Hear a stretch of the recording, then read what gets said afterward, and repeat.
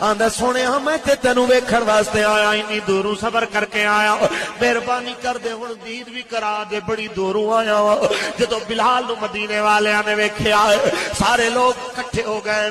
میرے دوستو صحابہ دا ہجوم ہو گیا ہے سارے کہندے نے بلال ایک واری اذان ہی سنا دے جویں آقا دے دور وچ دینا ہوندا سی ابو بکر صدیق کہندے نے یارا ایک واری اذان سنا دے بلال کہندا ہے مینوں اللہ واسطے خریدیا سی یا اپنے واسطے ابو بکر کہندے نے میں تینوں رب واسطے خریدیا سی فرمایا پھر مینوں مجبور نہ کر جدوں دا سونے نو نہیں دیکھیا ادوں دا اذان میرے تو پڑی نہیں جاندی سارے نے نظر پائی ہے نظر پئی ہے میرے نبی دے نواسے حسن تے حسین تے میرے نبی دے جگر دے ٹکڑے آئے دوویں شہزادیاں نو بلایا گیا ہے بلا کے صحابہ کہندے نے تہاڈی بلال نے موڑنی نہیں